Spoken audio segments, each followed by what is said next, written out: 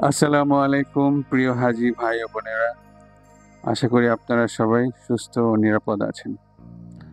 হজ সম্পন্ন করার পর মদিনার যাত্রা প্রতিটি মুসলমানের হৃদয়ের গভীর বাসনা। রাসূলুল্লাহ সাল্লাল্লাহু আলাইহি সাল্লামের শহর, তার রওজা, সাহাবীদের কবরস্থান এই সবই আমাদের ঈমানকে জাগ্রত করে।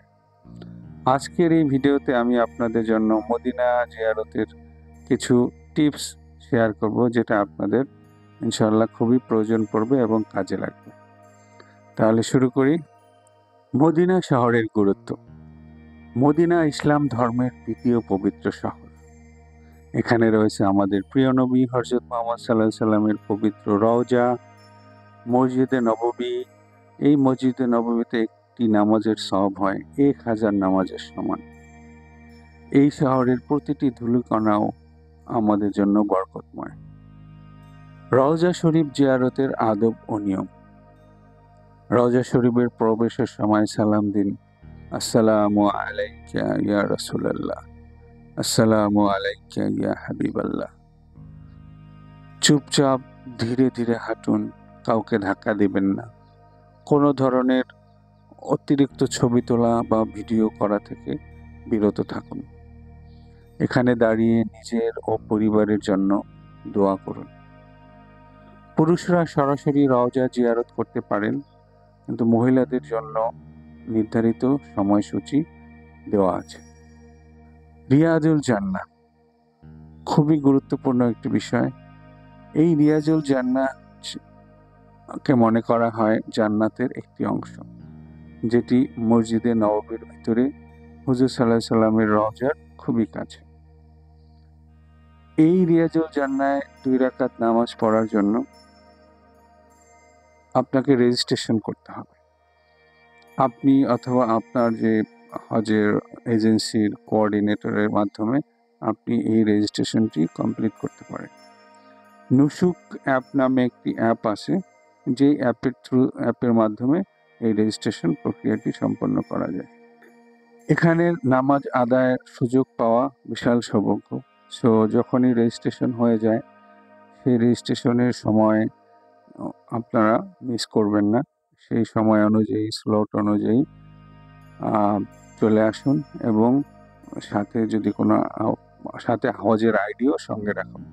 কারণ এখানে এই রিয়াজুল জান্নাতে প্রবেশ করার সময় ওখানকার যে নিরাপত্তা দায়িত্বে থাকেন, তারা আপনাদের রেজিস্ট্রেশন এবং হজের আইডি চেক করতে পারে।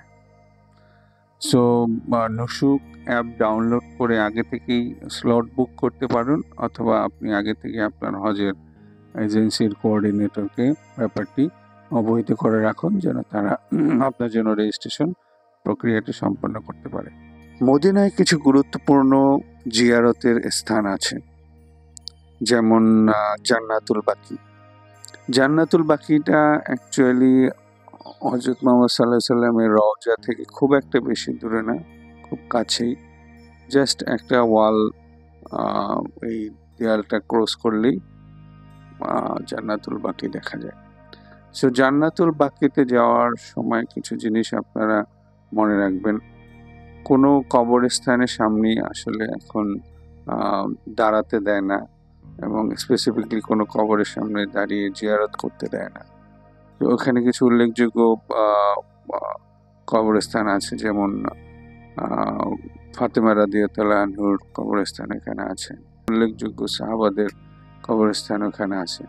সো জান্নাতুল বাকিতে গেলে আপনারা আসলে স্পেসিফিক ওরকম পাবেন না, কার কবরস্থান কি কোথায়, খুব একটা এরকম ইনফরমেশন পাওয়া যায় না। বাট আপনারা যারা পুরাতন মুআল্লিম আছে এবং যারা আগে থেকে হজ করছে, তাদের কাছে জিজ্ঞেস করলে হয়তো 2-1টা কবরের স্থান আপনারা জানতে পারবেন যে এটা কার কবর না। এরপরে আছে মসজিদে কুবা। মসজিদে কুবার খুবই একটা গুরুত্বপূর্ণ হাদিস আছে, যেমন এখানে 2 রাকাত নামাজ আদায় করলে একটু উমরার সওয়াব পাওয়া যায়। সো মসজিদে কুবাটা আপনারা ভিজিট করতে ভুলবেন না। মসজিদে কুবা খুব বেশি দূরে না, মসজিদে নববী থেকে 7-8 মিনিটের দূরত্ব। তো আপনারা ওখানে গিয়ে অনায়াসে 2 রাকাত নামাজ পড়ে আসতে পারেন। এরপরে আছে মসজিদে কিবলাতাইন। মসজিদে কিবলাতাইনের একটি ইতিহাস আছে যে এই মসজিদ থেকেই কিবলার পরিবর্তন হয়। হুজুর সাল্লাল্লাহু আলাইহি সাল্লাম এই আগে যে আমাদের কিবলা ছিল জেরুজালেমের আকসা মসজিদ। তো এই মসজিদ থেকেই প্রথম কিবলা পরিবর্তন হয়ে আমাদের মক্কা শরীফের দিকে কিবলা শুরু হয়। সো এটা একটা বেশি বিশেষ তাৎপর্য আছে। আপনারা এই মসজিদটিও ভিজিট করতে ভুলবেন না। এরপরে উহুদের পাহাড়। উহুদের পাহাড়টা আমরা যখন আসলে ভিজিট করতে যাই, এটা আসলে খুব বিশাল বড় একটি পাহাড়। বলা আছে যে 22 কিলোমিটার নাকি এই পাহাড়টার এই দৈর্ঘ্য। সো উচ্চতায়ও অনেক বড়। ওখানে গেলে উহুদ যুদ্ধের কিছু হিস্ট্রি আপনারা দেখতে পাবেন। ওখানে হামজা রাদিয়াল্লাহু আনহুর কবরস্থানও আছে এবং ওইখানে উহুদের যুদ্ধের সময় কি হয়েছিল, সো অনেক ধরনের বর্ণনা, অনেক ধরনের ইতিহাস ওখানে গেলে পাওয়া যায়। যেমন 70 জন সাহাবা কিভাবে ওই যুদ্ধের সময় শহীদ হয়েছিল। সো ওখানে গেলে অনেক ধরনের ইতিহাস জানা যায় এবং অনেক ধরনের গিফট আইটেম আপনারা ওখান থেকে কিনতে পারবেন। এছাড়া আরো কিছু কুয়া আছে মদিনার আশেপাশে। তার ভিতরে একটি কুয়া আছে নাম বীরে শেফা। এটার একটা ইতিহাস আমরা জানতে পারি যে ওই কুয়াটি বেসিক্যালি রাস্তায় পড়তো যখন দূর থেকে হাজিরা উমরা অথবা হজ করতে আসতেন। বাট ওই কুয়ার পানিটা ছিল খুবই তিক্ত এবং লবণাক্ত। সো ওই কুয়া থেকে পানি যারা সফরকারী তারা ব্যবহার করতে পারতেন না।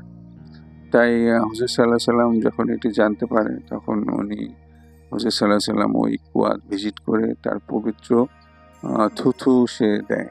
সো এটা আল্লাহর হুকুমে ওই কুয়ার পানি খুবই সুপানীয় হয়ে যায় এবং পান করার যোগ্য হয়ে যায়। সেই তখন থেকে এখনো সেই কুয়ার পানি সফরকারীরা এখনো পান করতেছে। সো এরকম আরো কিছু ইতিহাস জড়িত কিছু স্থান আপনারা ভিজিট করতে পারেন।